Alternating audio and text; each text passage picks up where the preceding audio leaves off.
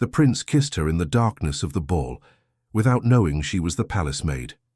Before we begin this beautiful period romance story, tell me in the comments where you're listening from. I love knowing where you're joining me from. The chandeliers of Versailles glittered like captured stars. Music swelled, violins rising above the laughter and whispers of masked nobles. Claire moved through the golden hall as if walking through a dream she had no right to enter. She wasn't supposed to be there at all. The headmaid had fallen ill, and Claire had been sent with a borrowed gown and orders to serve discreetly. But when the countess she was meant to assist failed to appear, someone pressed a mask into her and told her to stay out of sight. She obeyed at first. She hid behind marble columns, trying not to be noticed.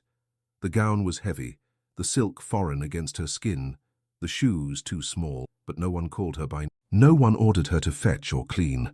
For the first time she was invisible in a different way, free, even if just for one night. Her heart pounded with the rhythm of the music. Couples glided across the floor, shimmering like reflections on water. Claire watched, captivated, until the motion blurred before her eyes. She took a step forward, then another. Someone brushed her shoulder. A masked gentleman turned, bowed slightly, mistaking her for one of his kind. She curtsied before she could stop herself. He smiled and moved away, and Claire laughed quietly, her voice trembling. The sound startled her. She wasn't supposed to laugh here. She was supposed to be silent, unseen. Yet the night felt bewitched, every note of the orchestra pulling her deeper into the illusion. She slipped into one of the side corridors, searching for a moment of calm. The hallway was dim, the flickering candles stretching long shadows across the walls. Behind her, the laughter faded. In the distance, the palace clock began to chime. She stopped to listen, and that was when she collided with him. He had been walking swiftly, his mask pushed up to his brow, his expression distracted. The impact made her stumble, and his hands caught her arms before she could fall. "Forgive me," he said, his voice low and startled. She looked up. The flickering light revealed only his mouth and chin beneath the mask, the sharp line of his jaw. His gloved hand lingered just long enough for her pulse to catch fire. "It was my fault," she managed to whisper. Their masks almost touched.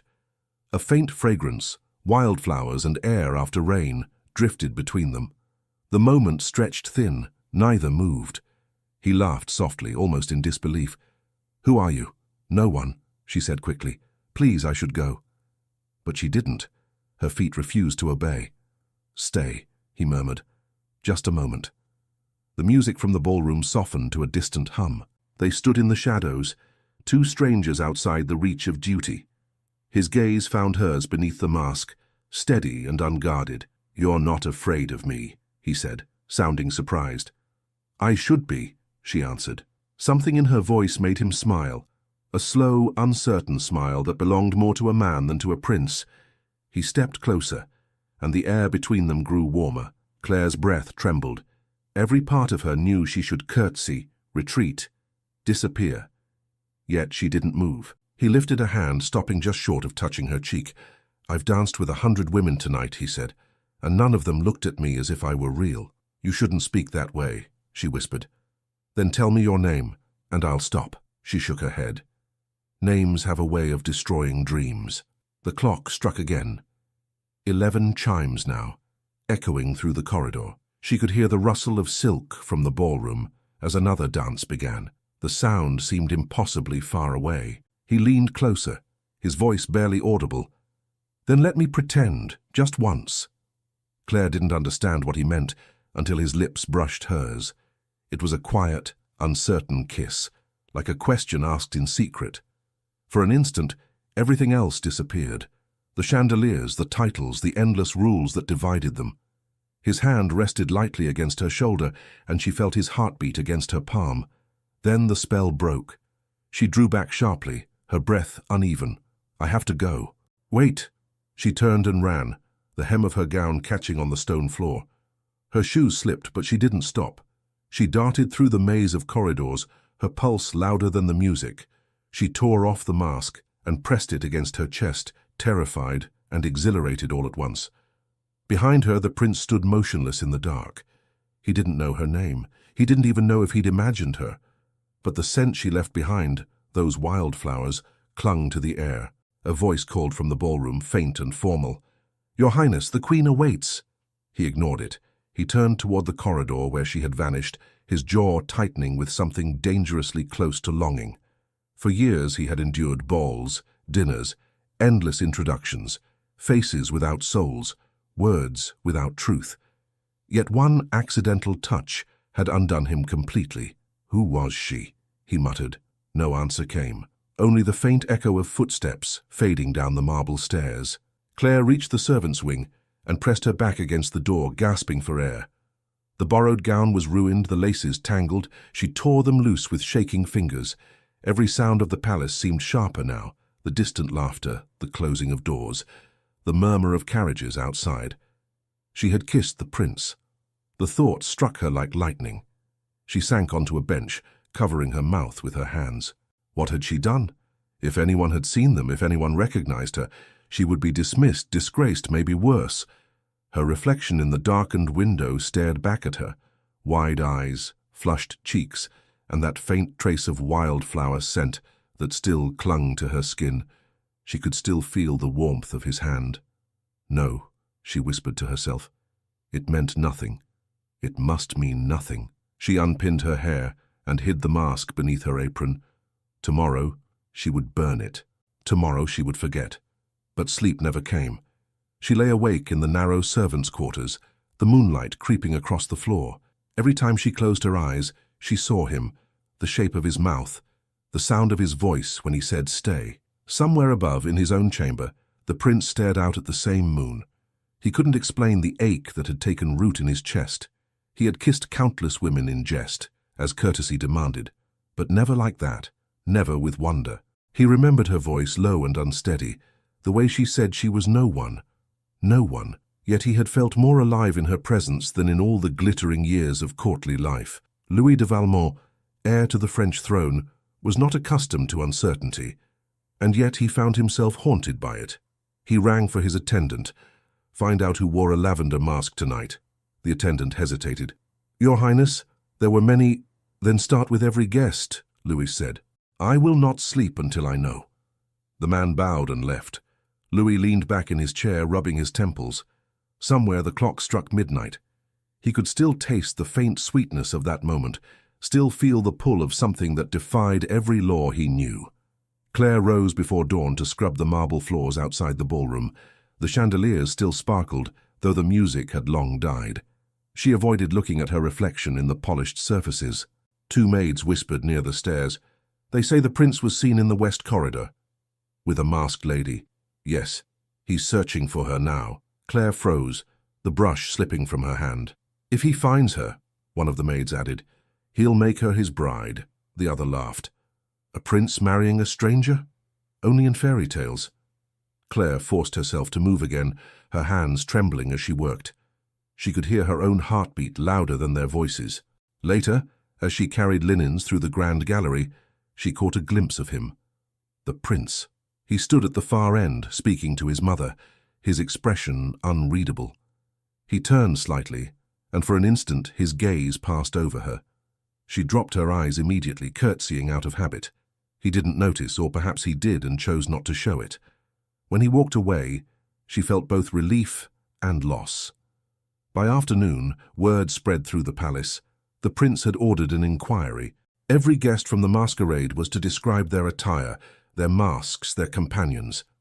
Claire's throat tightened. She was not on any guest list. She had no right to have been there. That night, she sneaked into the laundry room and pulled the lavender mask from its hiding place. She held it for a long moment, tracing the fabric with her fingers. "What have you done, Claire Dubois?" she whispered. Outside, the wind rattled the shutters. The palace slept. But somewhere in the endless corridors, the prince was awake, pacing the floor, driven by something he couldn't name. His advisor urged him to forget, to focus on his duties. Louis didn't answer.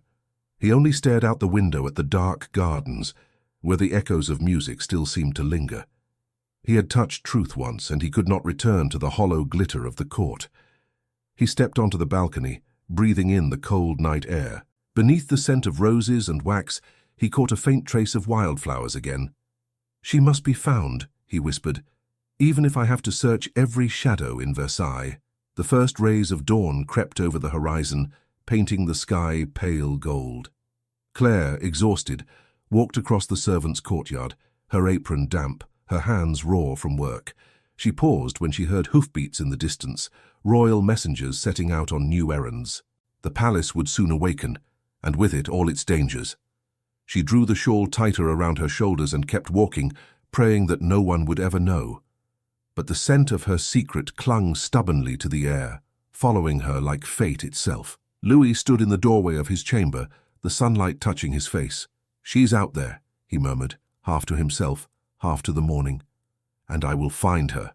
The palace stirred long before sunrise. Servants hurried across the marble floors, carrying trays and polished silver. The echoes of the masquerade still floated through the corridors, wrapped in gossip and perfume. Everyone spoke of the same thing: the prince and the mysterious lady he'd kissed in the shadows. Claire kept her eyes down as she moved through the corridors with a silver pot of coffee. Her hands wouldn't stop trembling. Every time someone mentioned the masked woman, she felt as though her heart might burst. "Did you see her?" whispered one of the maids near the stairwell.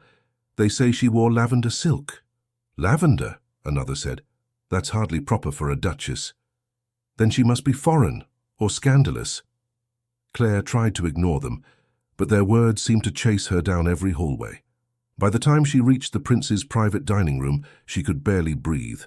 She set the tray down, straightened the silverware, and tried to calm her shaking hands. Through the half-open door she could hear voices. "The king insists," said an older man, the royal advisor. "Your Highness must not be distracted by this fantasy. Whoever she was, she has no place among your kind."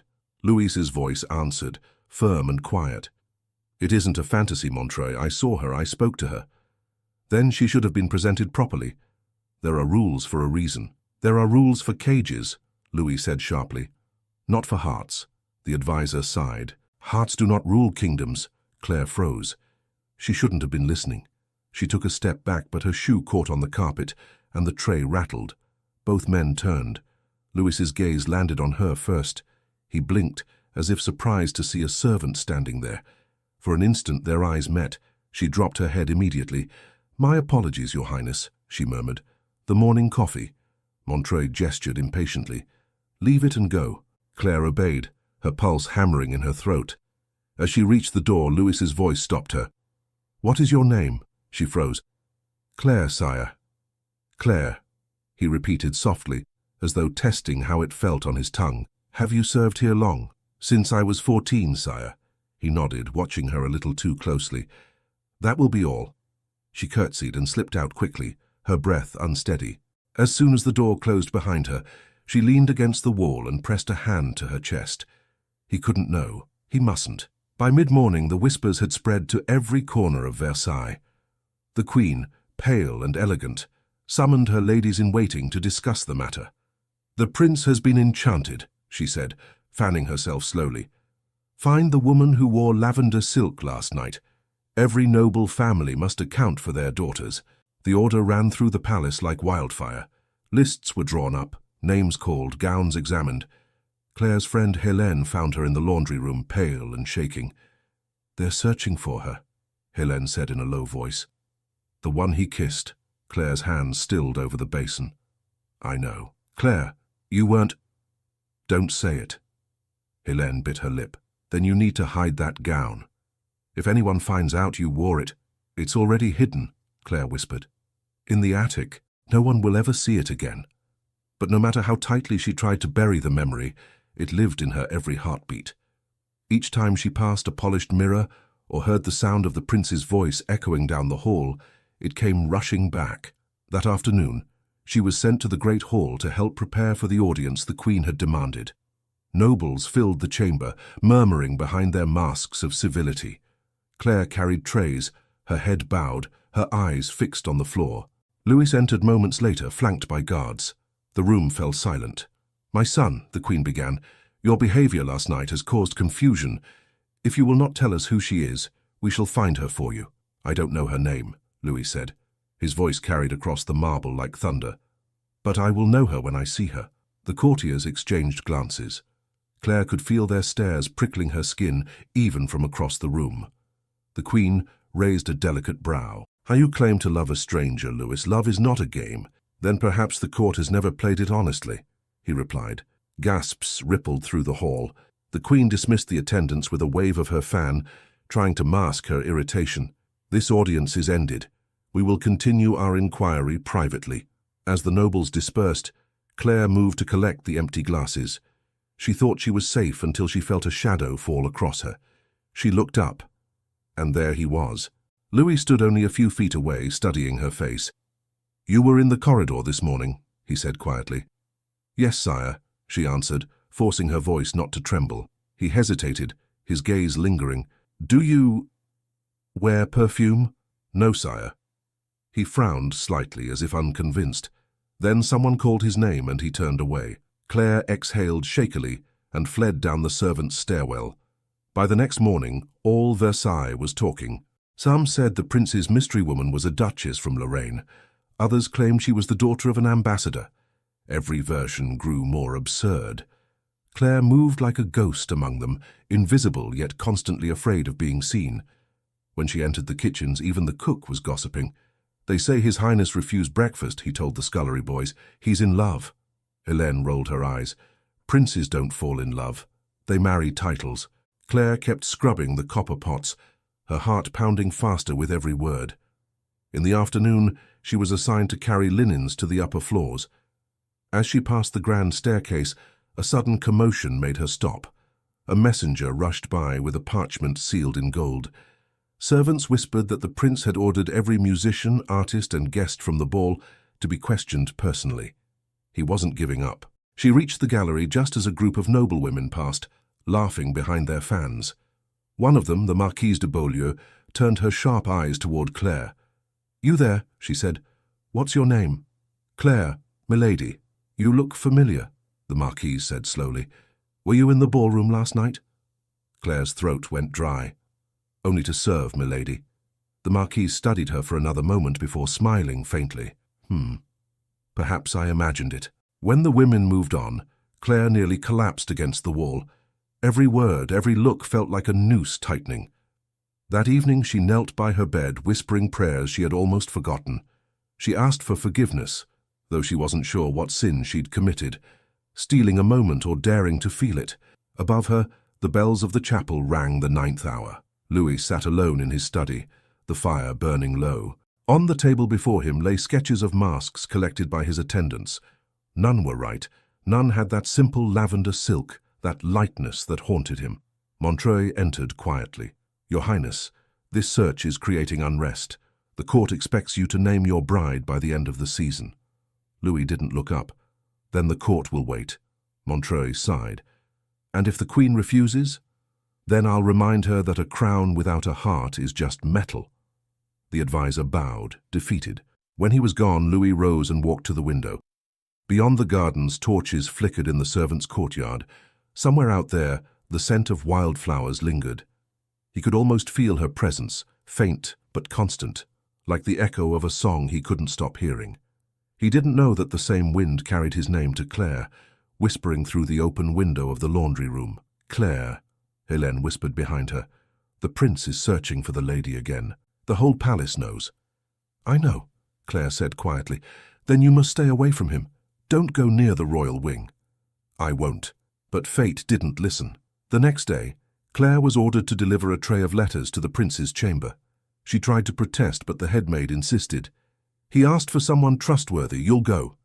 Her legs felt heavy as she climbed the grand staircase.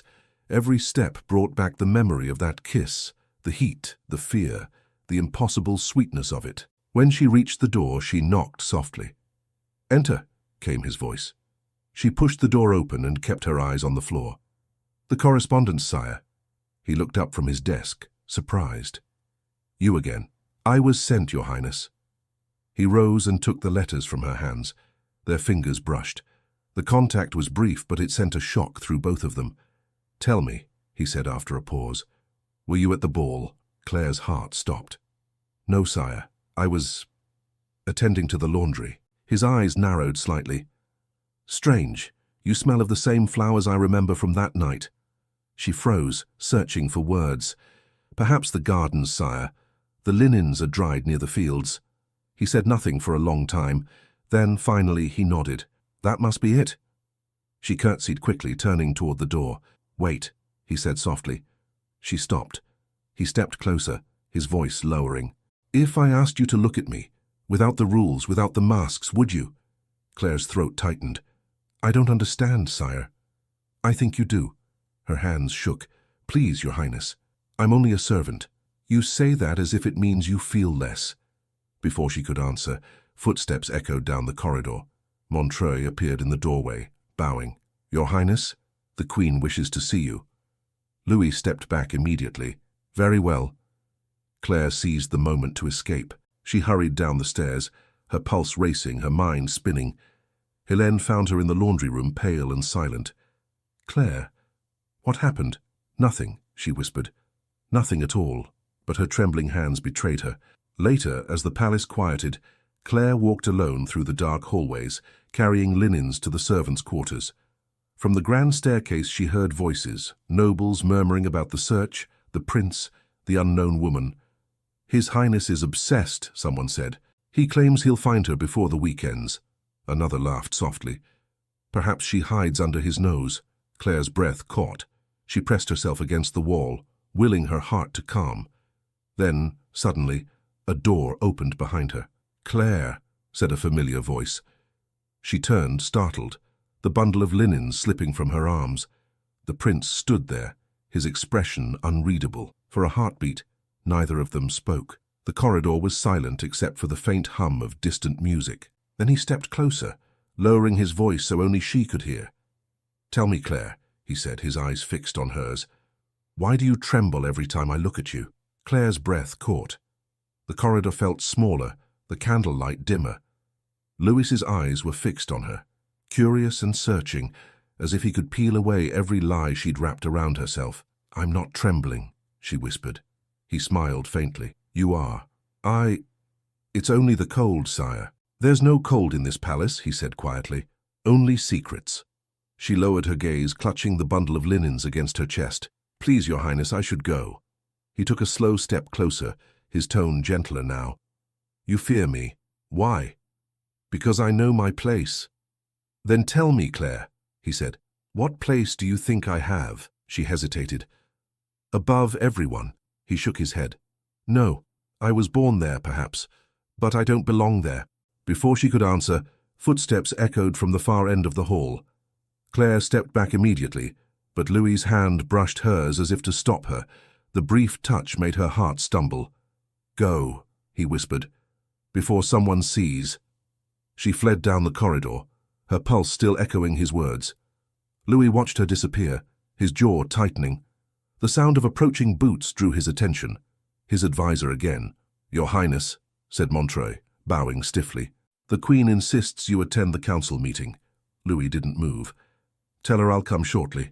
She also requests that you abandon this search. It's becoming talk of every salon in Paris. I don't care what they say, Montreuil sighed. Your father once said the same, about the Duchess of Savoy, and you remember how that ended. Louis turned away. I am not my father. Nor are you free, Montreuil murmured, but the prince was already walking past him. Later that morning, the great hall filled again with noble families, all hoping to be noticed. Louis sat at the top of the staircase, his expression unreadable.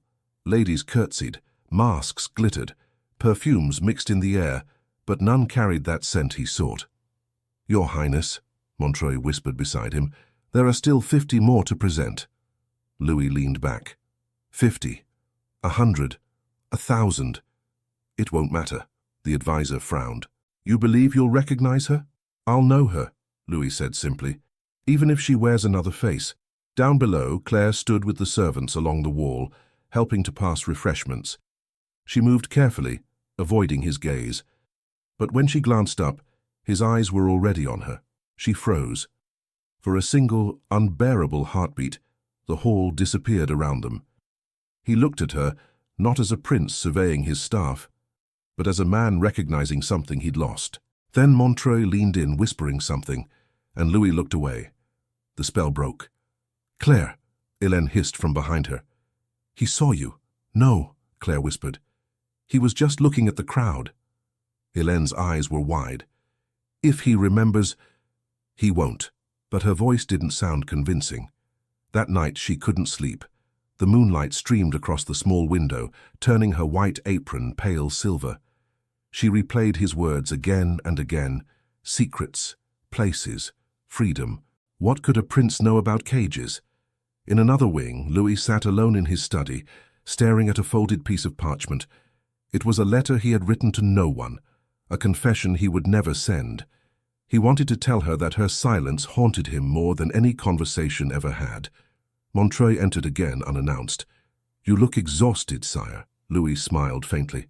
"Does love ever let a man rest?" "Love?" Montreuil raised an eyebrow. "You've seen her once. Once was enough," the advisor sighed. "The Queen plans to invite all the noble families from Lyon next week. Perhaps one of them—" "No." Louis stood abruptly. "Stop arranging faces for me to forget." Montreuil bowed stiffly. "Then what do you propose, sire?" Louis looked toward the window, toward the dark courtyard below. "I'll find her myself." The following morning, servants whispered about the prince walking through the lower halls, something unheard of. He claimed he wished to inspect the kitchens, the stables, the laundries. But every step was a search. Claire nearly dropped her basket when she saw him at the far end of the corridor. He was speaking with the steward, his expression polite but distracted. The closer he came, the faster her pulse raced. She turned to leave, but Hélène caught her sleeve. "Don't run. It'll look suspicious." "I can't stay here. You'll draw more attention if you flee." Too late. Louis was already beside them. He stopped, his gaze flicking between the two maids. "Good morning." "Good morning, Your Highness," Hélène said quickly, curtsying. Claire followed suit, her eyes fixed on the floor. Louis tilted his head slightly. "Tell me, what are your names?" "Hélène, sire, and this is Claire." He smiled faintly. "Ah, yes, Claire, we've met." Her throat tightened. "Briefly, sire." He nodded, as if thinking deeply. "You smell of wildflowers again." Hélène blinked. "Shall we dry the linens near the meadows, Your Highness?" Louis's eyes lingered on Claire. "A pleasant scent." She forced a polite smile. "If Your Highness will excuse us, we must finish our work." He stepped aside, but his gaze followed her as she walked away. When she turned the corner, she nearly collapsed against the wall. Hélène grabbed her arm. "He suspects." "I know. What will you do?" "Nothing," Claire whispered. "Nothing at all. He'll forget me soon." But Louis didn't forget. That afternoon he summoned Montreuil. "There's a maid named Claire Dubois," he said. "I want to know everything about her." Montreuil frowned. "A servant, sire. Surely you don't mean—" "I mean exactly what I said. Sire, this could end badly. If the court—" "I'll handle the court. You handle the questions." The advisor hesitated, then bowed. "As you wish." By nightfall, Claire sensed something had changed. People glanced at her differently, curious but cautious. The head maid questioned her about her duties, her background, her family. Claire answered quietly, pretending calm. Later, Hélène burst into the laundry room, breathless. "He's asking about you." Claire turned sharply. "Who?" "The prince.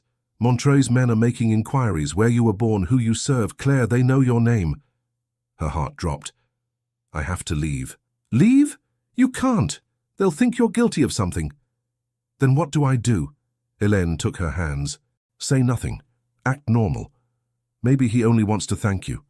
Claire almost laughed at that. "Thank me? For lying?"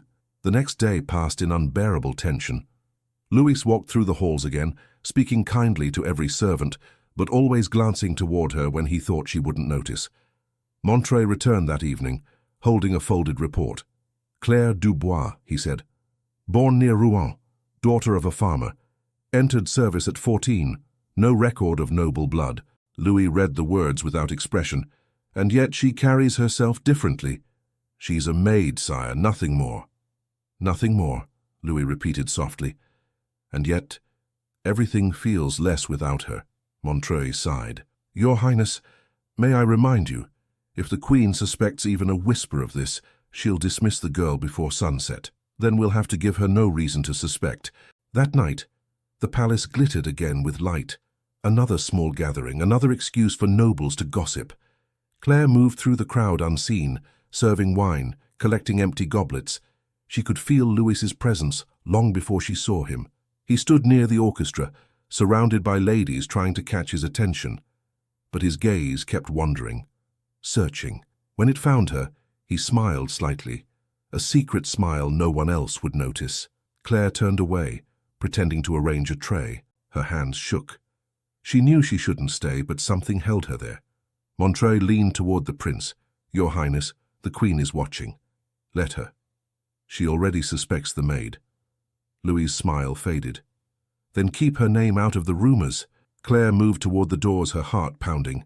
She needed air. She stepped into the corridor, the cool silence swallowing the music behind her. She barely made it a few steps before a voice stopped her. "Claire!" She turned. Louis stood there, his expression unreadable, the candlelight casting gold across his face. "I didn't mean to frighten you," he said softly. "I only wanted to speak." "You shouldn't," she whispered. "Someone will see. Let them. I've spent my life being seen. Not once have I felt known." "Please, sire, I can't." "You can," he said. "Tell me the truth. Were you at the ball?" Her lips parted, but no sound came. He stepped closer. "Just one answer. Yes or no?" She looked up, trembling. "If I say yes, what happens?" "I don't know," he said. "Perhaps everything begins." Her breath caught. "And if I say no?" He smiled sadly. "Then I'll keep looking for a ghost." She almost spoke, almost told him everything, but voices echoed from the ballroom. She stepped back, her hands shaking. "Please, Your Highness, don't ask me again." He watched her go, frustration and longing twisting in his chest. Later that night, Montreuil found him on the balcony. "Sire," he said, "the Queen has ordered a formal announcement. Tomorrow she'll require your word that the search is over." Louis's expression hardened. "Then tomorrow I'll lie." "Sire!" He turned away, staring at the stars above Versailles. "She's here, Montreuil. I can feel it, and I won't stop until I find her." Montreuil hesitated. "And if she's not who you hope?" Louis's voice was quiet. "Then she'll still be the only truth I've ever known." Far below, in the servants' wing, Claire sat awake by candlelight. Her fingers touched the folded lavender mask hidden under her pillow. She knew he wouldn't stop. She knew the danger grew with every heartbeat. A knock startled her. Helene slipped inside, her eyes wide with fear. "Claire," she whispered, "you need to know. Montreuil spoke your name to the prince tonight." Claire's hand froze over the mask. Helene swallowed hard. "He said he was sure you were the one." Claire's world tilted. She rose slowly, her voice barely a breath. "Then it's only a matter of time." Helene caught her arm. "You have to hide. Right now." Claire turned toward the door, her heart pounding so hard she could barely think, when she heard heavy footsteps approaching down the corridor. 2 guards, followed by the sound of Montreuil's voice calling her name. Claire's heart pounded so loud she thought the guards could hear it through the door. Helene's grip tightened on her wrist. The footsteps drew closer, echoing in the corridor like approaching thunder. "Claire Dubois!" Montreuil's voice was sharp, formal, leaving no room for denial. "By order of His Highness, you are summoned." Helene whispered. "Don't go. Run through the laundry hall, out the back." "I can't," Claire said, breathless. "If I run, they'll think I'm guilty." "You are guilty," Helene hissed, terrified, "of touching what no one should touch." The door opened. Montreuil stood in the frame, 2 guards behind him. His expression was polite but cold. "Miss Dubois, His Highness wishes to speak with you." "Now." Claire's throat was dry. "Am I in trouble?" Montreuil's smile didn't reach his eyes. "That depends entirely on what you tell him." She followed them through the dim corridors, her steps small and unsteady. Servants glanced up as she passed, their whispers chasing after her. She felt their stares like invisible hands pressing on her back. They stopped before a small study near the royal apartments. Montreuil gestured toward the door. Inside, Claire entered. The prince stood near the window, his hands clasped behind his back. He turned as the door closed. "You may leave us," Louis said to Montreuil. "Your Highness—" "I said leave us." Montreuil bowed stiffly and withdrew. Silence fell. Only the faint sound of rain against the glass broke it. Louis studied her for a long moment. "You look frightened." "I was summoned," she said quietly. "Anyone would be." "Did you think I meant to punish you?" "I don't know what to think, sire." He took a step closer. "Then let me help you think. When I first saw you, you trembled. When I spoke to you, You ran. When I sent for you, you came as if walking to your own trial. Why? Because I'm a servant, she said, her voice shaking, and you are a prince. He smiled faintly. That explains nothing. I've spoken to many servants. None look at me as you do. Claire turned her face away. Perhaps your highness sees what he wishes to see. Perhaps, he murmured. Or perhaps I see the truth no one else dares to show me. She said nothing. He moved closer until they were a breath apart. Claire, he said softly, tell me what perfume you wear. Her hands clenched in her apron. None, sire. The scent of wildflowers doesn't appear by magic, he said. It's the soap from the washroom. He leaned in, searching her eyes. And the mask I found near the corridor after the ball, was that by accident too? She froze. Mask? Yes. Lavender silk, torn ribbon. Her breath caught. You found it? I did. His voice lowered. And I've wondered ever since who it belonged to. Claire couldn't speak. He stepped back slightly as if sensing her panic. I won't force you to answer, he said. But know this. Whoever that woman was, she changed everything. She shouldn't have, Claire whispered. She had no right. Louis smiled sadly. Then she's a fool, because she had every right. The silence between them stretched thin. Then a knock broke it. Montreuil's voice came through the door. Your Highness, the Queen requests your presence immediately. Louis sighed. Tell her I'll come. Claire stepped back, grateful for the interruption. May I go, sire? He hesitated. For now. She curtsied quickly and slipped out, nearly colliding with Montreuil in the corridor. His eyes narrowed as he watched her hurry away. Inside, the prince spoke without turning. Yes, Montreuil. You risk much for a servant, the advisor said. I risk nothing worth keeping, Louis replied. Montreuil frowned. If the Queen learns that you summon maids in secret, she'll assume what she always does, and she'll act accordingly. You may not care for your crown, sire, but she does. Louis turned sharply. Then let her keep it. I never asked for it. Montreuil's face tightened. Words like that can end thrones. Louis looked toward the rain again. Then perhaps the throne deserves to end. While the palace buzzed with rumors, Claire worked silently in the servants' wing. Her thoughts wouldn't stop spinning. He knew. Maybe not all, but enough to destroy her. That evening the air was heavy with tension. The Queen herself appeared in the kitchens, flanked by her ladies. The servants lined up in rows, bowing. My son, the Queen said, her voice like polished glass, believes a maid from this household holds the key to a mystery. I wish to see every woman in service. Claire's knees went weak. She could feel Hélène's hand trembling next to hers. One by one the Queen walked past them, her eyes sharp as a blade. When she reached Claire, she paused. Your name? Claire Dubois, Your Majesty. You've served here long? Yes, Majesty. The Queen studied her face. Do you know why my son asks for you? No, Majesty. The Queen's eyes narrowed slightly, but she moved on. Claire released her breath only when the doors closed behind them. That night, the servants whispered about the inspection. The Queen's furious, one said. She'll find that woman, whoever she is.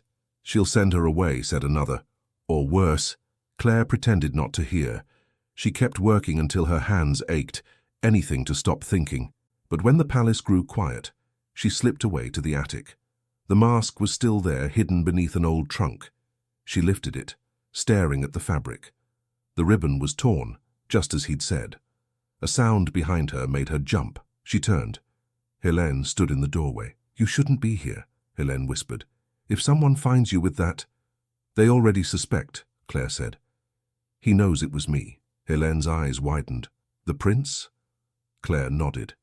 He hasn't said it, but he knows. Then you have to be careful. The Queen won't allow this. Claire's fingers tightened around the mask. He's not like the others, Hélène. He's worse, Hélène said softly. Because he has the power to ruin you without meaning to. Claire said nothing. She tucked the mask back under the trunk and closed the lid. The next morning, a messenger announced that the prince would hold another ball, by royal decree. The palace erupted with excitement. Claire felt the world tilt beneath her feet. They say he hopes to find her, one maid said dreamily, the mysterious lady of the masquerade. Claire could barely stand. Every bell in Versailles seemed to toll for her. When the day of the ball arrived, the palace shimmered again with candlelight. The grand staircase glowed like gold. Servants ran everywhere, arranging flowers, polishing silver. Claire worked silently, praying no one would notice her shaking hands. Louis entered the hall dressed in deep blue velvet, the color of twilight. He greeted the guests with practiced grace, but his eyes never stopped searching. Montreuil leaned toward him. "If you find her, sire, then what?" "Then I'll stop pretending I live."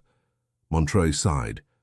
"And if she's not a duchess or princess, then perhaps that's why I love her." The music began. Couples filled the floor, masks flashing in the candlelight. Claire moved along the edges of the crowd, carrying a tray of champagne.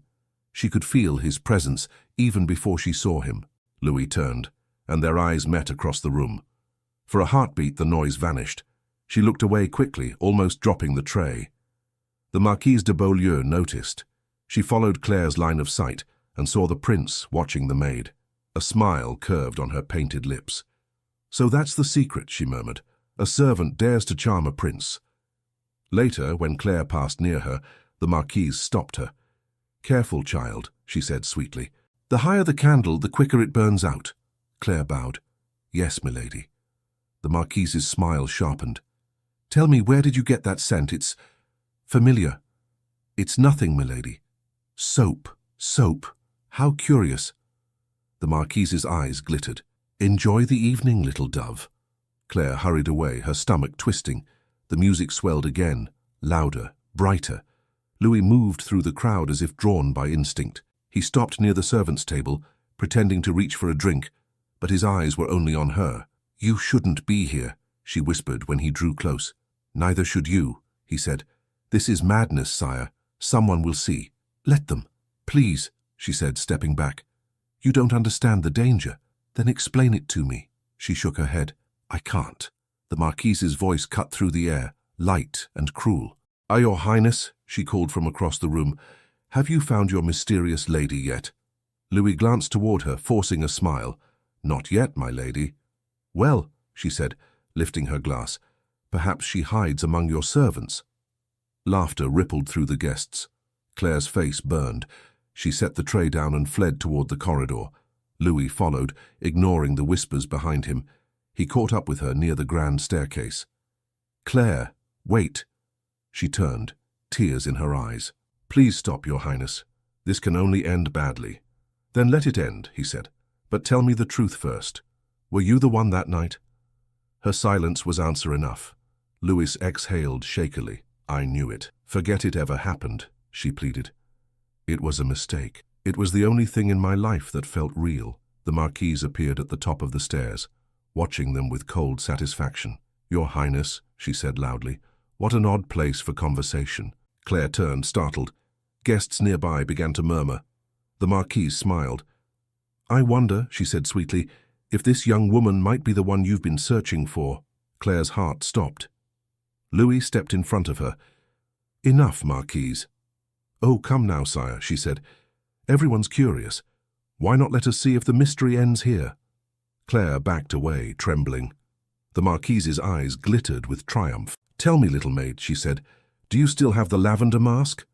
Claire's mouth went dry. She couldn't move. Louis turned toward her, his voice barely a whisper. "Claire, what is she talking about?" Claire's vision blurred. Around her the crowd had gathered, hungry for scandal. The Marquise leaned in, her voice like a knife. "Show us, then. Show us the mask you've kept hidden." Claire's knees weakened. She felt the weight of every gaze, every whisper, every cruel smile closing in around her. And then, from the far end of the hall, the Queen's voice cut through the chaos. "What is the meaning of this?" The hall froze at the Queen's voice. Her gown shimmered like frost as she descended the marble steps, her gaze sweeping over the crowd. The Marquise bowed deeply, her smile vanishing. Claire stood motionless, her face pale beneath the chandeliers. Louis moved instinctively to shield her, his body tense. "Explain," the Queen commanded, "at once." The Marquise straightened, her tone honeyed and trembling with false innocence. "Your Majesty, we were only teasing. The Prince has spoken so often of a masked lady from the last ball, and it seemed this maid reacted rather strongly when I mentioned it." Whispers rippled through the hall. The Queen's cold eyes settled on Claire. "Your name?" "Claire Dubois, Your Majesty." "And what business have you at a gathering meant for the nobility?" "I serve, Majesty," Claire answered quietly. "I bring the wine." The Queen's attention flicked toward her son. "Louis, this is beneath you. Explain this scene." Louis's voice was calm but defiant. "There is nothing to explain. The Marquise's imagination has gotten the better of her." The Marquise flushed. "I saw them together, Majesty." "That's enough," Louis said sharply. But the Queen's curiosity was piqued. "Together? In what manner?" The Marquise hesitated, then smiled faintly. "In the manner of two who share a secret." Gasps, murmurs. Every eye turned to Claire. Her knees trembled. Louis stepped forward. "This is slander." "Then let us clear it up," the Queen said. "Remove her mask if she wears one, and we shall see if your mysterious lady truly hides in the servants' wing." Claire shook her head, whispering, "Please, Majesty, I've done nothing wrong." "Enough!" the Queen snapped. "Guards!" "Mother," Louis said firmly, "I forbid it." The silence that followed was sharper than a blade. The Queen turned slowly. "You forbid it?" "I do. This girl is under my protection." The Marquise smiled faintly, sensing victory in the scandal. The courtiers murmured louder. Claire could barely breathe. "Protection," the Queen repeated. "From whom exactly?" Louis met her gaze.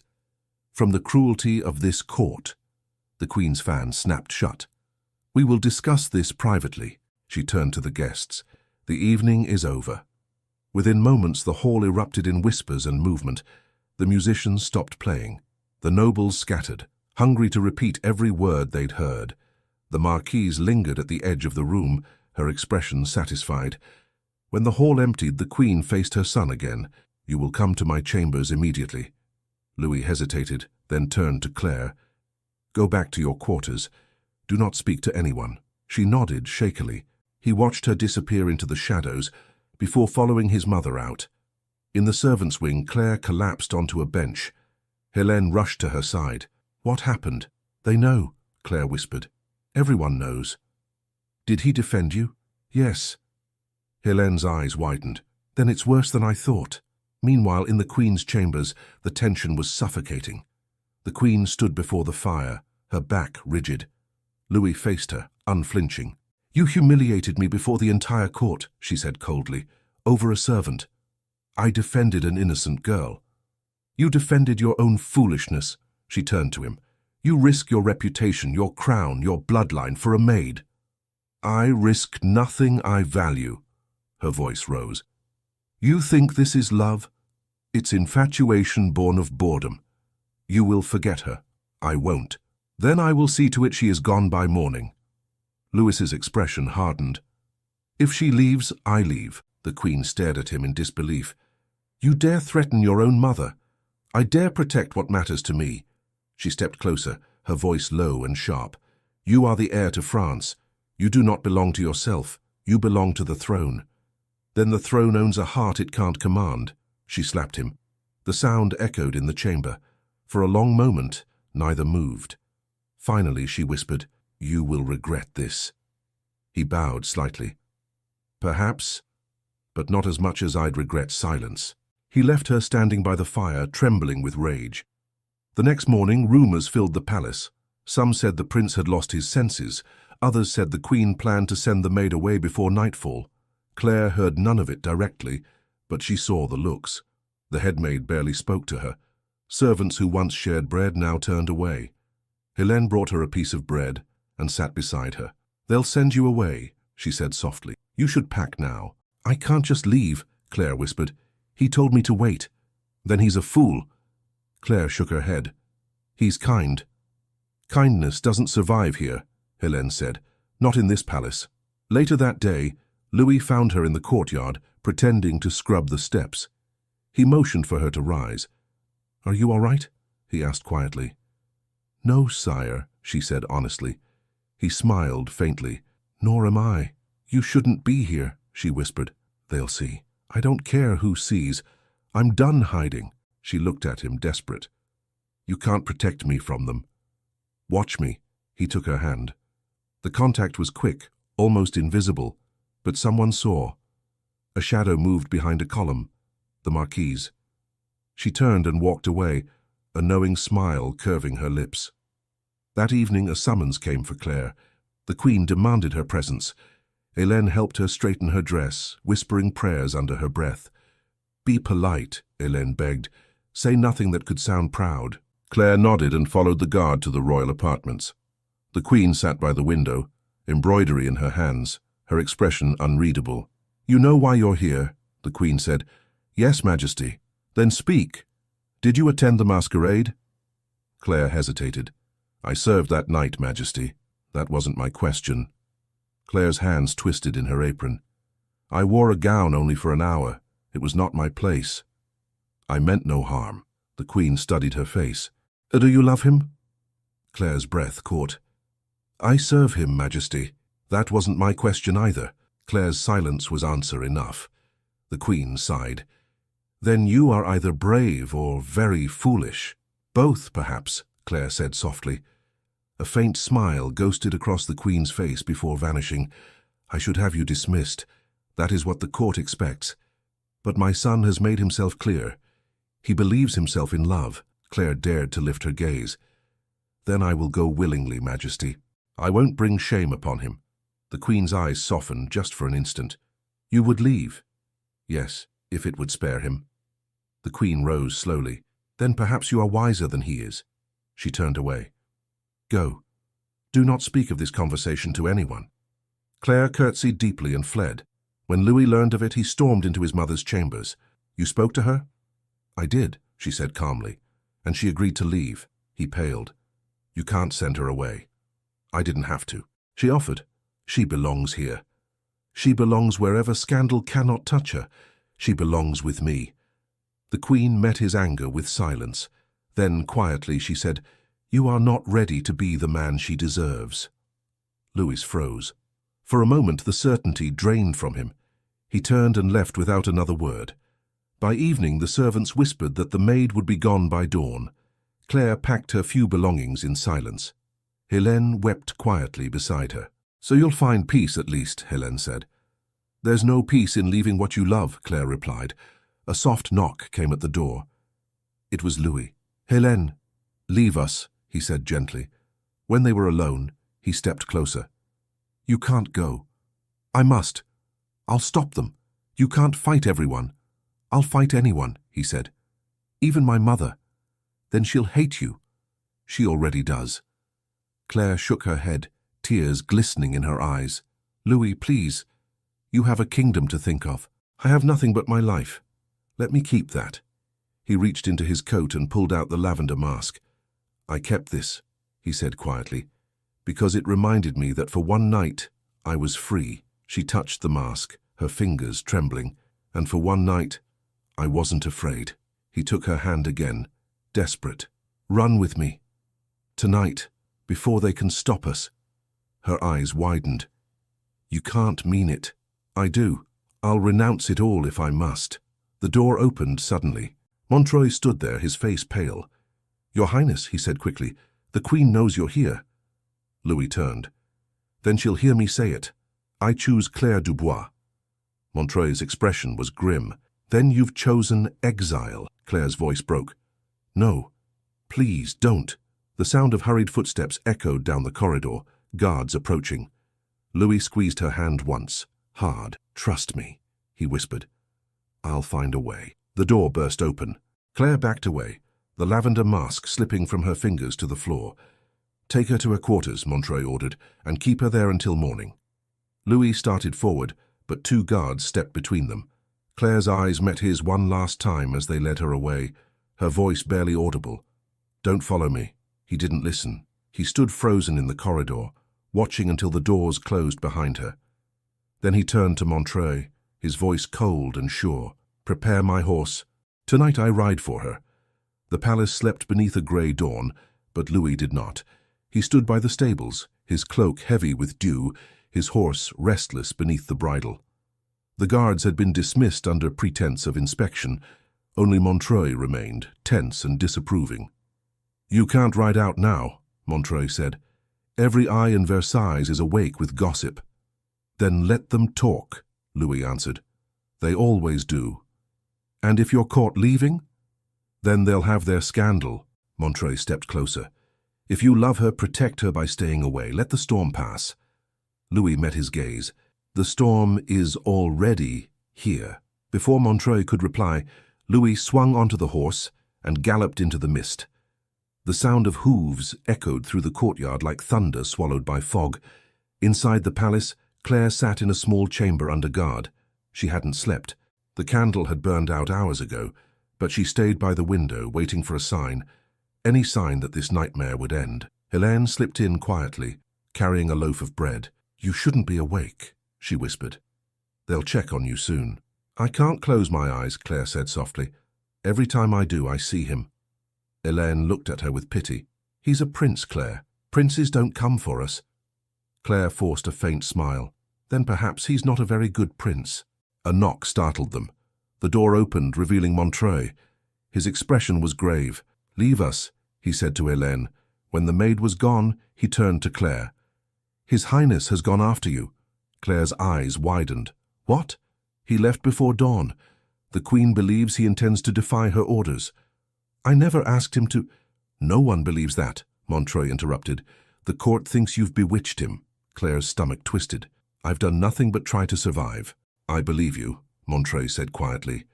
"But belief doesn't matter in Versailles. Appearances do." She took a trembling step forward. "Where did he go?" "Toward the West Road. He means to find a way to see you before you're sent away." Claire shook her head. "He'll be ruined." Montreuil's eyes softened. "Then stop him before he ruins himself." He unlocked the door and stepped aside. "Go. Now. Before the Queen realizes you're gone. The guards are changing shifts." She hesitated. "Why are you helping me?" "Because I've seen men destroy kingdoms for less than love," he said, "and I'd rather not see him do the same." Claire nodded once and fled into the corridor. The palace was half awake, the servants bustling to prepare for morning duties. Claire kept her head down, moving swiftly through side halls and hidden staircases until she reached the servants' gate. The guard there barely looked up when she passed. Montreuil's orders must have reached him. Outside, the world was wet and grey. The road stretched before her, slick with rain. She ran. Hours later, she found him by a grove near the western woods, his horse tied to a tree. He turned at the sound of her footsteps, relief flashing across his face. "Claire," he said, crossing the space between them. "Thank God. You shouldn't be here," she said, breathless. "They'll come for you. Let them." "You'll lose everything." "I've already lost it," he said quietly. "If I can't have truth, then the crown is only gold and dust." She looked at him, torn between fear and something deeper. "You don't know what you're saying." "I know exactly what I'm saying." He took her hands, his voice urgent. "Come with me. We can ride until the border. There's a convent beyond Lyon. No one would look for us there." "Louis, please." She tried to pull away. "This isn't a fairy tale." "No," he said. "It's real. For once, it's real." Before she could answer, the distant sound of hooves cut through the morning mist. Louis turned sharply. "They've followed me." Claire's fear returned like ice. "You have to go back. I won't leave you. You must. Not again." The horses came into view, 4 guards, the royal insignia shining on their breastplates. Montreuil rode with them, his expression grim. Louis cursed under his breath. "He betrayed us." "No," Claire said quickly. "He warned me. He's trying to stop this before it's too late." The guards halted. Montreuil dismounted first. "Your Highness," he said, "I beg you. Return before the Queen sends more men." Louis stepped in front of Claire. "You'll have to drag me back." "I will, if I must," Montreuil said quietly. "But don't make her suffer for your defiance." Louis clenched his fists. "She's done nothing wrong. Then let her prove it by letting you go." Claire's voice trembled. "He's right." Louis turned to her. "Don't. I can't let you throw away everything for me. You are everything." The words hung in the air like thunder waiting to break. Montreuil's tone softened. "If you love her, then protect her from this madness. The Queen won't rest until the scandal is erased. You'll both be destroyed." Louis's jaw tightened. "If she's sent away, I'll follow. And where will you go? The world beyond these gates isn't made for princes who run from crowns." Claire touched his arm gently. "Please, go back. Say I escaped you. Let them think you were tricked." He looked at her, torn. I can't. You must, she whispered. For me. Montreuil stepped closer. Your Highness. Listen to her. For a long moment no one spoke. Then Louis exhaled shakily and nodded once. You'll be safe? Claire smiled faintly. As safe as I can be. He reached for her hand and pressed something into it. A small golden pin, shaped like a lily. Keep it, he said. So, you'll know I meant every word. Then he turned to Montreuil. You have my word. I'll return. Montreuil nodded. And I'll make sure she disappears before the court can touch her. The guards remained still as Louis mounted his horse again. He looked back once, his eyes meeting Claire's. Then he rode away through the mist, the sound of hooves fading into the rain. Montreuil approached her. We have little time. The Queen will send more men once she learns he returned alone. Claire held the pin tightly. Where will I go? There's a carriage waiting at the back road. It'll take you north to a small village. From there you can find work. No one will ask questions. She nodded slowly. Thank you. Don't thank me, Montreuil said. Just stay hidden. He helped her into the carriage and gave the driver quiet instructions. As the wheels began to turn, Claire looked back toward the forest one last time. The mist had swallowed Louis completely. By evening she reached the village, a quiet place of cobblestone streets and low cottages. The driver left her at an inn by the fields. The innkeeper's wife gave her a room and asked no questions. That night, Claire sat by the small window, listening to the wind. She still smelled faintly of wildflowers, though she hadn't touched them in days. In Versailles, the Queen faced her son with ice in her voice. You would defy your mother, your country, your crown, all for a servant? Louis stood silent. You will forget her, the Queen said, or I will see that she disappears forever. He lifted his head slowly. You already made her disappear. The Queen's expression faltered. She left of her own will. Because you gave her none. You think me cruel? I think you afraid, he said. Afraid of a love you can't control. Her hand trembled, but she turned away. Enough. The court expects your attendance tomorrow. You'll announce your engagement to the Marquise de Beaulieu. Louise's voice hardened. Never. You will, she said, her tone final. For the crown, if not for me. He walked to the door. If I must stand before them, I'll tell them the truth instead. Louis, he stopped. I loved a woman once, not because she was noble, but because she was kind. You'll hear her name again, Mother, because I'll never stop saying it. The door closed behind him.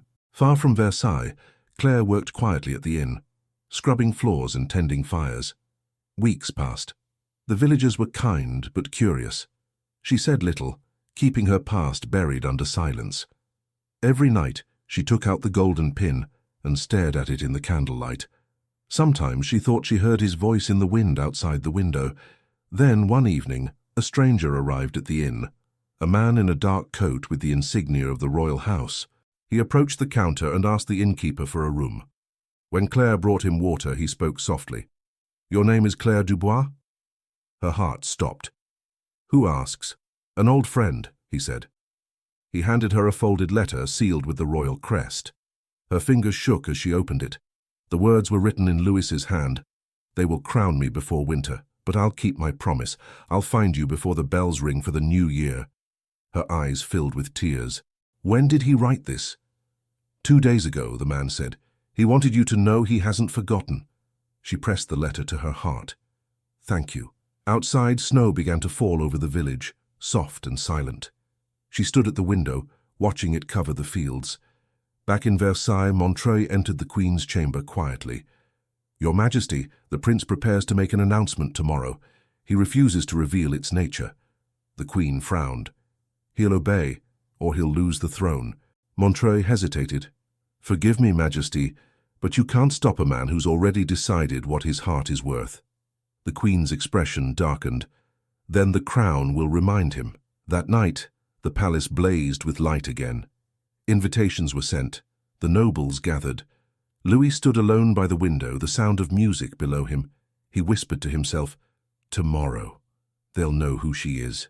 At that same moment, miles away, Claire whispered his name into the snow. And in the silence that followed, the sound of distant bells began to ring across the frozen fields. The bells of Versailles rang all morning, echoing through the mist. Servants hurried through the corridors carrying garlands and silver trays. The entire palace buzzed with one rumor. The prince would make a public declaration before the court that evening. No one knew what it would be, but everyone had a guess. In the great hall, Louis stood with Montreuil, staring out over the gardens. His face was pale but determined. "They think you'll announce your engagement to the Marquise," Montreuil said. "Then they'll be disappointed," Louis replied. "Your mother will be furious." "She already is." Montreuil hesitated. "Are you certain you want to do this? There's still time to reconsider." Louis turned to him. "I've spent my life reconsidering. Now I'll finally act." Montreuil nodded once, knowing there was no point in arguing. "Then may God protect you both." When he was gone, Louis drew from his pocket the golden pin shaped like a lily. He turned it over in his hand, remembering the way she'd looked the morning he left her, the fear in her eyes, the way her fingers had trembled as she held it. A knock at the door broke his thoughts. The Queen entered without waiting for permission. Her face was calm, but her eyes were cold. "I've heard disturbing talk," she said. "You intend to speak today?" "I do." "About what?" "The truth." "The truth," she repeated. "You call it that, I call it folly." "Then let me be a fool." She stepped closer. "If you dare name that girl in front of the court, you will destroy her. Do you understand? Her life will not survive the weight of your words." Louis met her gaze steadily. "Then you'll hear no name from me. Only my heart." The Queen exhaled sharply.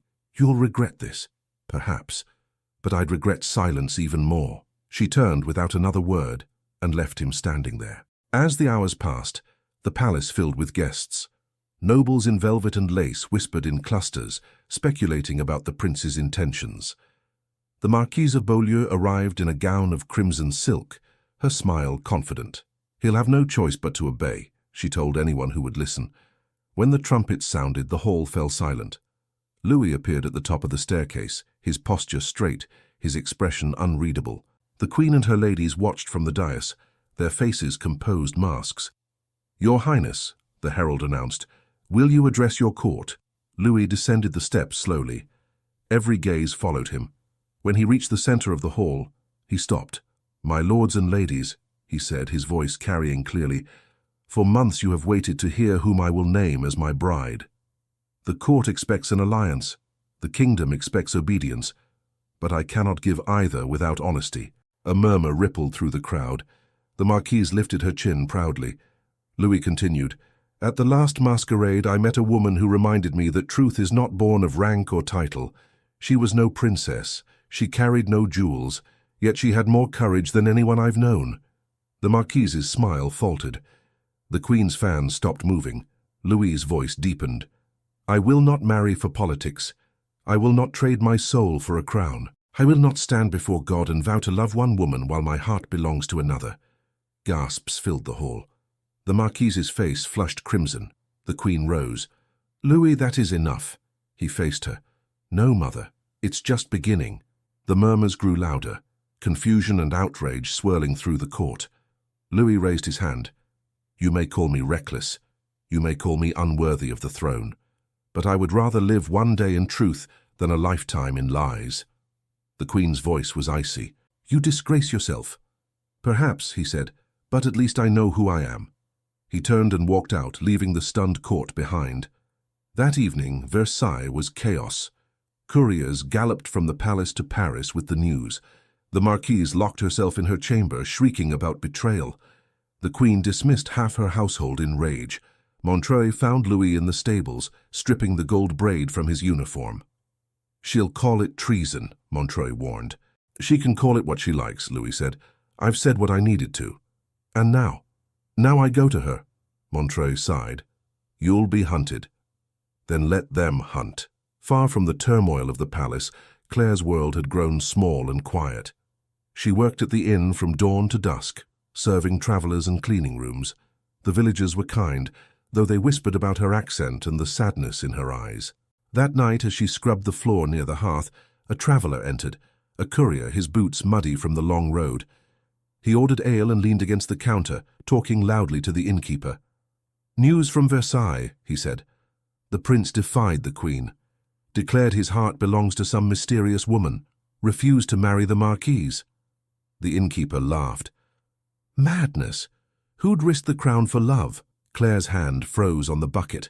She forced herself to keep scrubbing, her heart racing. The courier continued. They say he walked out in front of everyone. The court's in an uproar. When he turned, he caught her watching him. You look surprised, girl. Didn't you know? The prince has gone mad. She lowered her gaze quickly. I didn't know. That night, when the inn was quiet, she went outside. The fields were covered in frost, and the moon hung low. She looked toward the distant horizon and whispered, Louis, what have you done? Days passed, then weeks. The letters stopped. The snow melted into spring. Claire began to believe he'd been imprisoned, or worse.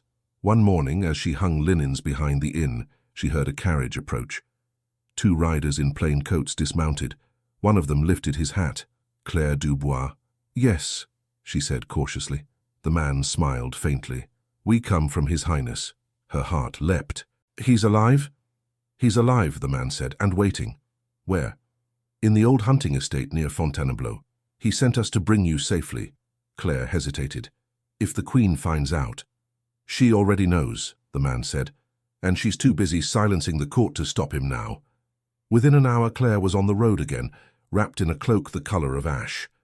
The countryside blurred past as the carriage rolled through forests and fields.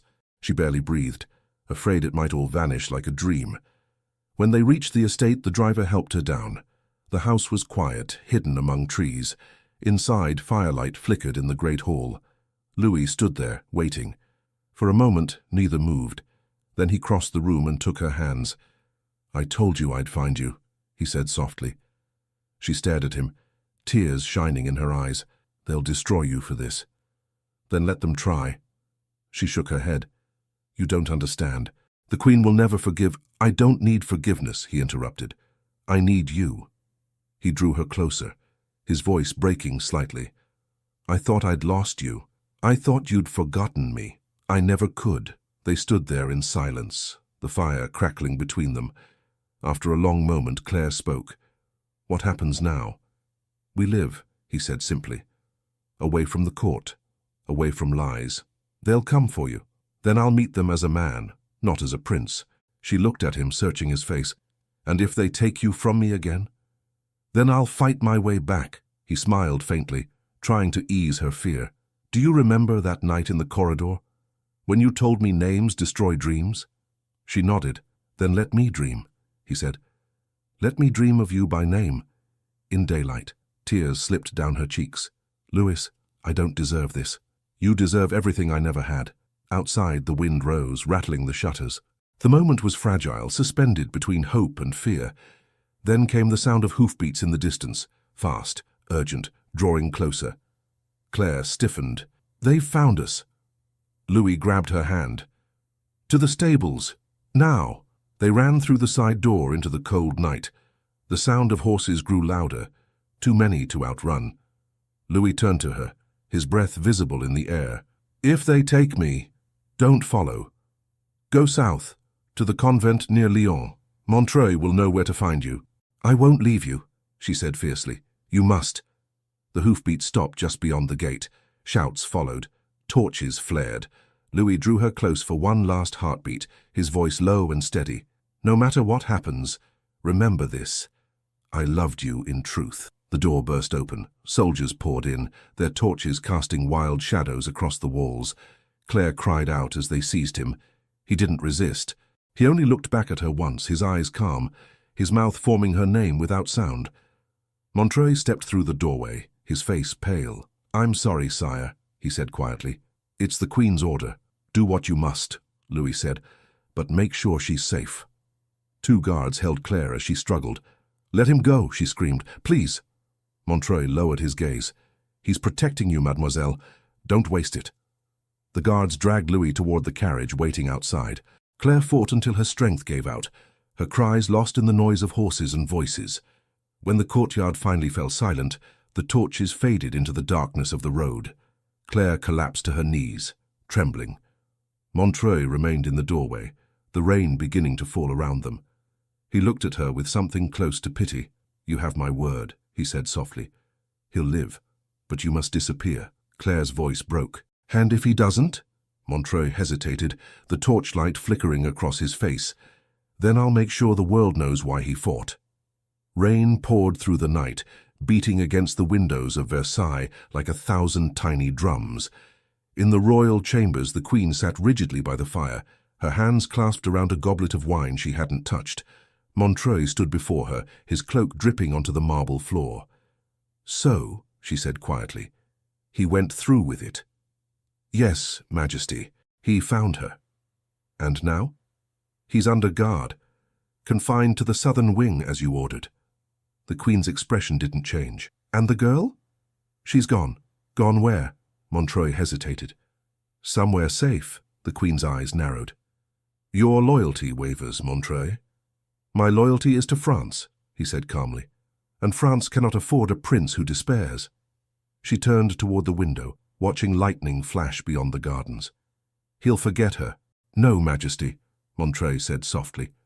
"He won't." The Queen's jaw tightened. "Then I will see to it. He learns how." Down in the dark wing of the palace, Louis sat alone at a heavy wooden table. His wrists were no longer bound, but the door remained locked. He could hear the echo of footsteps outside, the scrape of the guard's boots.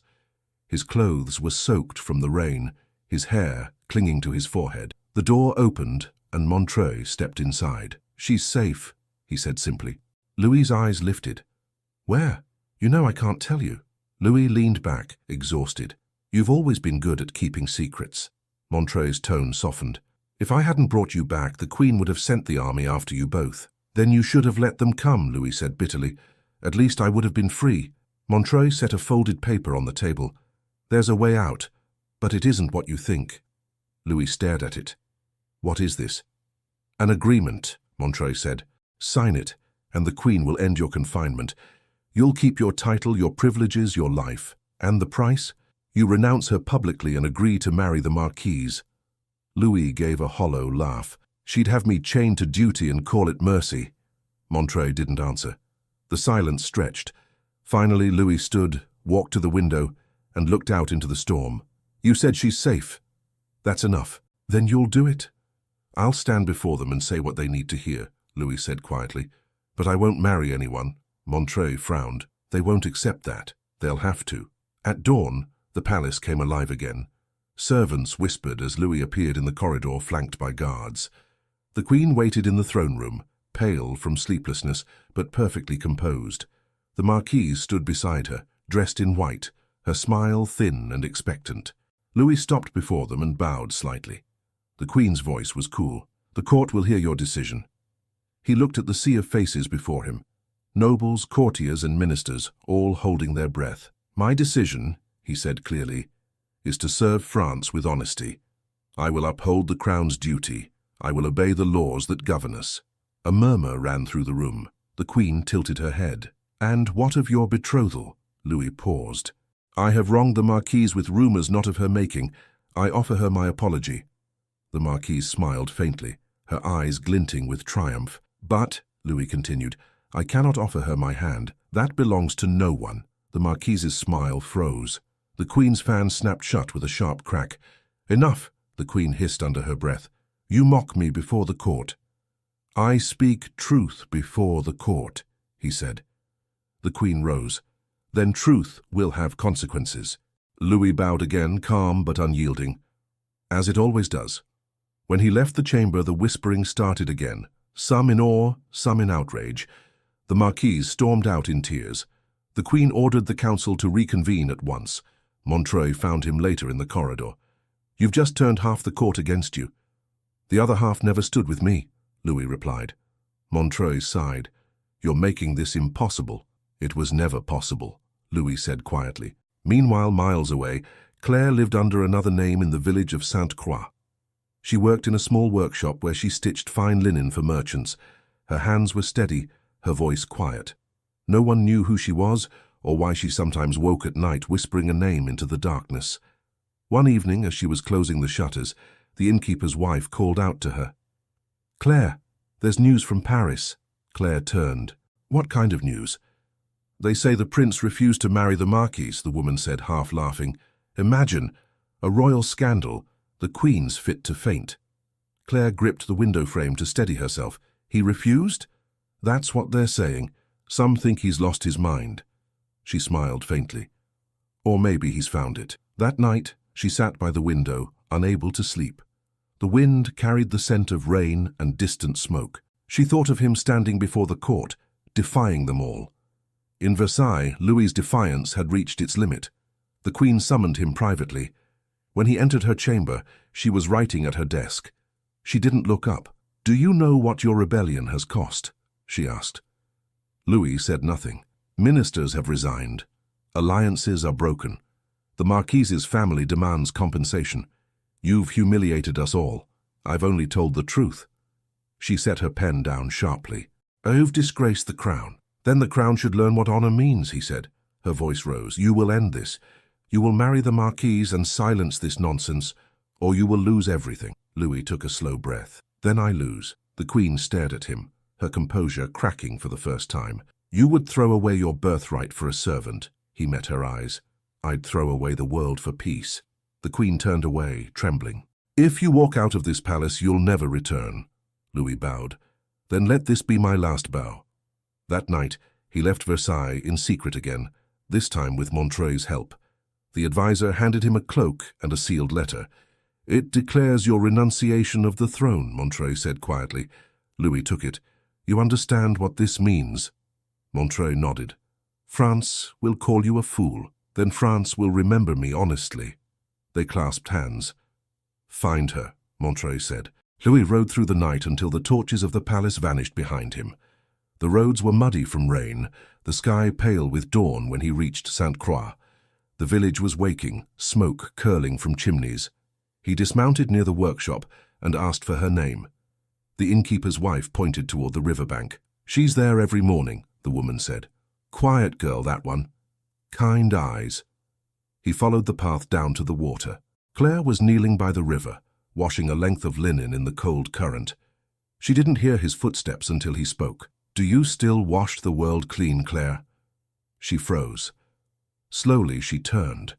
The sight of him, mud-streaked, weary, alive, made her breath catch. Louis, she whispered. He smiled faintly. You look surprised. I thought you were lost to me. I was. Until I remembered the way back. She stood, tears welling in her eyes. What have you done? Everything I swore I wouldn't. I defied her, I broke every promise, and I gave away my crown. You what? I'm no longer the Prince of France. She shook her head. You can't mean that. I can. I signed it myself. Louis, you've ruined yourself. He stepped closer. Then let me be ruined here with you. She laughed through her tears. You're mad. Entirely. He took her hands, mud and water between their fingers. I have no title now. No fortune. Only the truth of what I feel. She touched his face, her voice trembling. And what will we do? Live, work, grow old, whatever the world allows. She smiled through her tears. You sound almost ordinary. Then I'm finally free. They stood in the pale light of morning, the river glinting beside them. But peace didn't last long. That afternoon, as they sat in the small workshop, a messenger rode into the village, shouting for shelter. His horse was foaming, his clothes splattered with mud. He staggered into the inn, gasping for breath. The Queen, he said, is dead. The room went silent. Claire looked at Louis. Dead? He nodded slowly. It changes everything, the messenger continued. The council demands the prince's return. France has no ruler. They call for him to take the throne. Louis exhaled. I'm not their prince anymore. But they don't know that, Claire said softly. Montreuil's letter burned in his coat pocket, heavy as a secret. He looked toward the window, the bells of the village tolling faintly in the distance. Claire reached for his hand. What will you do? He didn't answer. The messenger looked between them, confused. Shall I tell them you're alive, Your Highness? Louis's eyes met Claire's. For a long moment, neither spoke. Then she whispered, If you go back, they'll take you from me. And if I don't, they'll destroy the kingdom. The messenger waited, rain dripping from his hat, the air thick with silence. Louis stood slowly, his decision breaking the stillness like thunder. Tell them, he said, the prince is dead. The messenger stared at him, drenched and stunned. "Dead, Your Highness?" Louis's voice was calm. "You heard me. The prince is dead. But they need a king. France will survive," Louis interrupted. "Tell them I drowned in the river on my way to the coast. Tell them the current took me. There will be no body to find." The messenger blinked, unsure whether to bow or protest. "But sire—" "I am not your sire," Louis said. "Go." The man hesitated only a moment before bowing low and hurrying out into the rain. His horse's hooves splashed through the mud as he disappeared down the road. Claire stood frozen near the doorway. "You can't erase yourself." "I just did," Louis said quietly. "It's the only way they'll stop looking." She walked toward him slowly. "They'll mourn you. The whole country will. Then let them. Better they mourn a prince than hunt a man." Claire's voice trembled. "And what will you be now?" "Alive," he said simply. For a moment, neither spoke. The rain drummed against the roof like applause that had lost its rhythm. She wanted to argue, to tell him he was wrong, but part of her knew there was no other way. He turned toward her and smiled faintly. "Now you see? You freed me." She shook her head. "You freed yourself." The next morning, the sky cleared. The fields outside Sainte-Croix glistened with dew. Claire and Louis walked to the market together, side by side. No guards, no titles, no one watching. He carried a basket of apples, she a loaf of bread. Villagers nodded politely, unaware of who he truly was. For the first time in their lives, they were ordinary. He found work in the stables behind the inn, repairing saddles and tending horses. She continued her sewing, her fingers quick and sure. In the evenings, they shared quiet meals by the fire. Sometimes they talked about nothing, about the weather, the baker's gossip, the stubborn rooster behind the barn.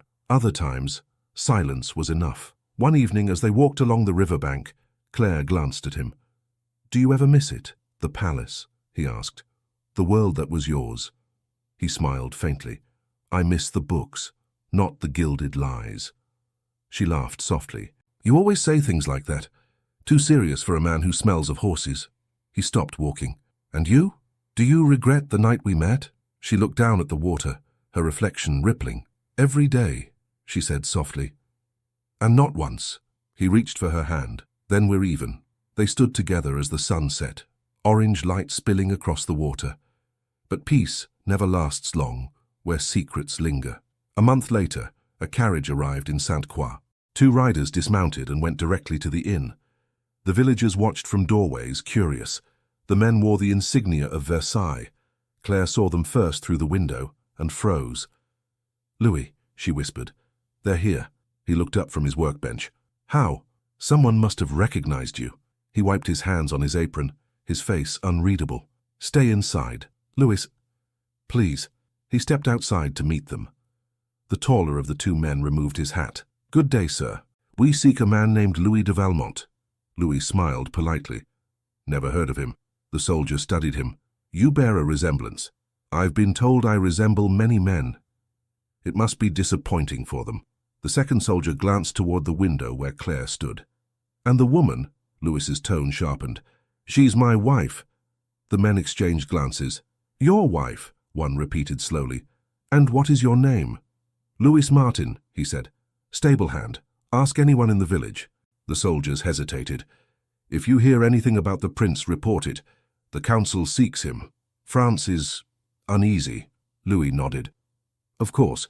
If he wanders into my stables, I'll let you know." When the carriage finally rolled away, Claire rushed outside. "What did they say?" "They're searching," he said. "The Queen's death left the council divided. They want the heir to return. Then they'll never stop," she whispered. He looked at her gently. "Then we'll keep running until they tire." For the next few weeks they moved often. Small villages, quiet inns, new names. He cut his hair shorter, traded his fine boots for worn leather. She carried the golden lily pin in a pouch around her neck, the only piece of their old life left. But even as they ran, rumors reached them. The court was in chaos. Ministers fought for power. Farmers whispered about rebellion. The people wanted stability, and the name that echoed on every tongue was his. One evening, in a candlelit room above a tavern, Montreuil appeared at their door. Claire gasped when she saw him. How did you find us?" He smiled tiredly. Finding people is my trade.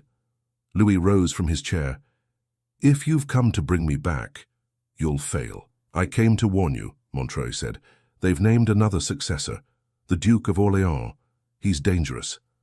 Louis frowned. Dangerous how? He blames you for the Queen's death and the unrest. He's promised the council he'll restore order by any means. He wants proof you're alive. Claire's voice trembled. Then he'll never stop searching. Montreuil nodded. He's sending men north within days. You must leave France. Leave? Louis repeated. This is my home. Not anymore, Montreuil said. Not if you wish to live. Louis looked at Claire. Do you trust him? She hesitated, then nodded. He's kept his word before. Montreuil handed Louis a folded paper. There's a ship leaving from Dieppe tomorrow night. It will take you to England. From there you can vanish. Louis didn't take it. And you? I'll tell them the truth they want to hear, that the prince died months ago, drowned in the river. Louis studied him. You'd risk your life for that lie? I'd risk it for peace, Montreuil said simply. Claire stepped forward. Why are you doing this? Montreuil smiled faintly. Because I served your father, and I failed him. I won't fail his son. The silence between them stretched, until Louis finally reached out and took the paper. Thank you. Montreuil bowed slightly. Be quick, and burn this once you read it. When he was gone, Claire turned to Louis. England, she said softly. Can we really start over there? We can start anywhere, he said, as long as we're together. The next night, under a moonless sky, they reached the port of Dieppe. The air smelled of salt and coal smoke. The docks were crowded with merchants and sailors shouting over the waves. A man in a long coat met them near the pier. Montreuil's friends? Louis nodded. Your ship's ready. She leaves before dawn. They followed him aboard. The deck creaked underfoot, ropes groaning as the tide rose. Claire clutched his arm, shivering in the cold wind. Are you afraid? He asked. Always, she said, smiling weakly, but less when you're near. He brushed a strand of hair from her face. Then I'll stay near. As dawn crept over the horizon, the sails unfurled. The ship began to move, slow and steady, away from the French shore. Claire watched the coastline fade into mist. Louis stood beside her, silent. When the spires of the port disappeared completely, he exhaled. It's done. Do you think they'll believe it? She asked. They'll have no choice. Hours later, as the sea calmed, they sat together near the bow. She leaned her head against his shoulder. What will we do in England? Find work? Build a life? Pretend to be ordinary again? She smiled softly. We were getting good at that. He nodded. Perhaps one day they'll forget the prince who vanished. And remember the man who lived, she added. But even as they spoke, far across the sea, the Duke of Orléans stood in the council chamber holding a sealed letter. It bore Montreuil's signature and the royal crest. He broke the seal and read aloud. By my hand and oath I declare that Louis de Valmont, Crown Prince of France, perished in the river near Fontainebleau. His remains were never recovered. The Duke smiled coldly. Then France belongs to me. Montreuil bowed, hiding his trembling hands. As you say, my lord. Outside the palace, thunder rolled across the sky. The bells began to toll once more, this time not in mourning but in warning. In a small house near the English coast weeks later, Claire stood by the window as Louis repaired the roof. His laughter floated down as he worked, free and unguarded. For the first time, she allowed herself to believe it might last. Then a knock came at the door. She opened it, expecting the neighbor, but froze when she saw Montreuil standing there, his face pale and drawn. Montreuil, she breathed. You shouldn't be here. I had no choice, he said. The lie didn't hold. Louis appeared behind her, wiping his hands on a rag. What happened? Montreuil's voice was low and urgent. The Duke discovered the truth. He knows you're alive. Louis's eyes darkened. Then it ends tonight. The wind howled outside the little cottage, rattling the shutters like an impatient messenger. Montreuil stood by the door, rain dripping from his coat. His face was drawn, his breath uneven. Louis set down the hammer in his hand. Say it again, he demanded quietly. The Duke knows, Montreuil said. He has proof you're alive. He sent riders across the channel this morning. They'll be here by nightfall. Claire's hands went cold. Then we have to run. Louis shook his head. We've run enough. Louis, he turned to her, eyes fierce but gentle. If I keep fleeing, we'll never stop. He'll chase us to the end of the earth. It ends here. Montreuil stepped forward. You can't fight the Duke's men. They have orders to bring you back, or kill you if you resist. Then I'll speak before they draw swords, Louis said. I'll make them hear me. Claire grabbed his arm. You don't owe France anything anymore. You're free. Don't throw that away. He smiled faintly. Freedom means nothing if I hide while my people are ruled by a tyrant. They'll suffer for my silence. Montreuil looked between them. If you face them, you could lose everything. Louis took Claire's hand. Not everything. She met his gaze, trembling. Then I'm with you. He cupped her face. You've already given me courage enough for 10 lifetimes. They spent the rest of the afternoon preparing. Montreuil secured the doors, hid their few possessions, and rode to the nearby village to warn the townspeople. Louis packed only what they could carry, a few clothes, the golden pin, and the letter of renunciation he had once signed. As dusk fell, the storm broke fully. Rain slashed across the hills, lightning cutting through the clouds. Claire lit the lamps, her fingers trembling as she adjusted the wick. They'll come in this weather? She asked. They'll come, Louis said. Ambition doesn't wait for fair skies. Montreuil returned just as thunder rolled overhead. They're close, he said. A dozen men, maybe more. But the villagers have gathered in the square. They won't hand you over easily. Word has spread of who you are. They call you the prince who gave up his crown for love. Louis smiled faintly. Then I'll show them what love truly means. He stepped outside into the storm, rain drenching his hair and cloak. The square glowed with torchlight. Dozens of villagers stood there, frightened but determined. Children peeked from behind their mothers' skirts. The Duke's soldiers rode in from the road, their horses slick with mud. The captain at their head raised a hand. By order of his grace, the Duke of Orléans, surrender yourself, Louis de Valmont. Louis took a step forward, his voice carrying through the rain. I am no prince of France, that man is dead. The captain sneered. We have proof otherwise. Then your proof lies, Louis said. Because the man I was, died the day he learned love, is worth more than any throne. A murmur rippled through the crowd. The villagers closed ranks behind him, holding torches high. The captain hesitated, glancing at the numbers. We're not here to slaughter farmers, he muttered. But we'll take you if we must. Louis raised his voice again. Tell your duke this. France deserves a ruler who serves its people, not one who fears them. I renounced my crown to live as one of them, and I'll die as one of them before I bend to tyranny. A shout rose from the villagers, cheers, cries of defiance. The captain's horse reared nervously. Montreuil stepped forward from the crowd. Listen to him, he shouted. You served the Queen once, and you know the truth of this man. He's no traitor. He's France's heart. The captain's hand hovered over his sword, uncertain. If I return empty-handed, the Duke will hang me. Then bring him this, Louis said. He held up the sealed parchment, the letter of renunciation. The wax had cracked with age, but the royal crest was still visible. Tell him it's my confession, my final word. The captain reached out cautiously. What is it? My death, Louis said simply, signed and sealed by my own hand. Tell him I'm no longer his rival. For a long moment no one moved. Then the captain nodded slowly. Very well.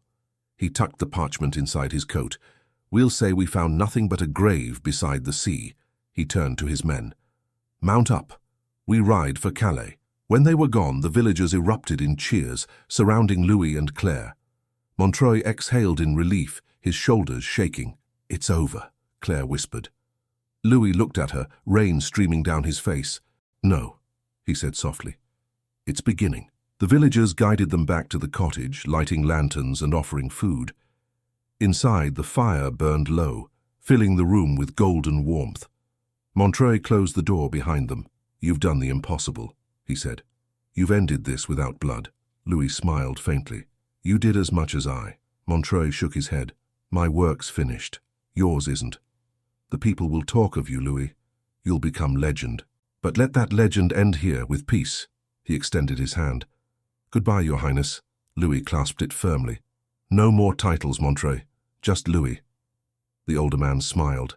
Then goodbye, Louis, and God keep you. He left quietly, disappearing into the rain. When the sound of his horse faded, Claire turned to Louis. The tension that had filled the air for days melted away. She stepped closer, her voice barely a whisper. You'd really have let them take you? If it meant your safety, yes. You fool, she said softly, her eyes shining. You don't belong to France anymore. He smiled. Then where do I belong? She reached up and touched his face, her thumb brushing away the raindrops. Here, she said. With me. He caught her hand and kissed it. Then I'm home. The fire crackled behind them, warm and bright. The storm outside began to ease, the rain fading to a soft drizzle. He drew her close, resting his forehead against hers. I love you, he said quietly. More than the crown, more than freedom itself. She laughed softly, tears mixing with her smile. Then love me in peace, not in sacrifice. I intend to, he said, for as long as I breathe. She leaned into him, their lips meeting gently at first, then deeper, as if all the storms of their lives had been leading to this one still moment. The world beyond their walls vanished. No court, no titles, no fear, only the rhythm of their hearts and the sound of rain turning to silence. Later they sat by the fire, her head on his shoulder, his arm wrapped around her. The golden pin gleamed on the table beside them. Do you ever think of what might have been? She asked. He smiled faintly. Sometimes. But then I remember that what is better, even without a crown, especially without one. She closed her eyes, content. You always did want to change the world. He looked down at her, his voice tender. And I did. I found you. Days passed, then weeks. The villagers accepted them completely. A quiet couple who worked hard and loved deeply. Children ran to greet them in the mornings. Neighbors shared bread and laughter. The past faded like a dream that no longer had power to wake them. In summer, the fields bloomed bright with wildflowers, the same scent that had once filled a royal corridor. Claire picked them for their table every day, smiling at the memory. One evening, as the sun dipped low, Louis stood in the doorway watching her move through the garden. Her dress fluttered in the breeze, her laughter carrying through the air. For the first time in his life, he felt whole. She looked up and caught him staring. What? Nothing, he said, grinning. Just wondering how I ever mistook gold for beauty. She laughed and ran to him, her hands finding his. You still talk like a poet. Then you're my muse, he said, and you're incorrigible. They kissed again, sunlight and laughter mingling between them. That night the village celebrated the midsummer festival. Music filled the square, and torches lit the fields. Louis and Claire joined the dance, their steps light, their faces glowing in the firelight. The villagers clapped, cheering for the couple who had become part of their story. As the music slowed, Louis leaned close to her ear. Do you remember the first time I held you? In a corridor full of shadows, she whispered. He smiled. Then let this be our light. She looked into his eyes. Forever, forever. They danced until the fire burned low and the stars shimmered above them. When the night finally quieted, they walked hand in hand to the riverbank. The water glimmered beneath the moon, calm and endless. Louis took the golden pin from his pocket and held it out. This once bound me to a crown. Now it binds me to you. She smiled and fastened it to his shirt. Then you'll never lose it again. He kissed her forehead, pulling her close as the wind carried the scent of wildflowers through the air. And for the first time since the night of masks and secrets, there were no more lies, no more fear, only two hearts that had found their way through darkness into peace. He whispered, "The prince is truly dead." She looked up at him and smiled. Then long live the man I love. Thank you so much for listening to this story, all the way to the end. We hope it moved you as much as it moved us while telling it. We'd love to hear your thoughts. Leave us a comment telling us where you're listening from and what you liked the most. Rate this story from 0 to 10. What score would you give it? If you enjoyed this story, don't forget to subscribe to the channel and leave a like as a show of support. That really motivates us to keep creating and sharing more stories full of emotion and life lessons.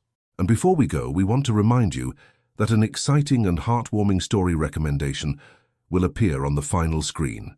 If you'd like to enjoy it, just click on the video. Thank you once again for being here, and we'll see you in the next story.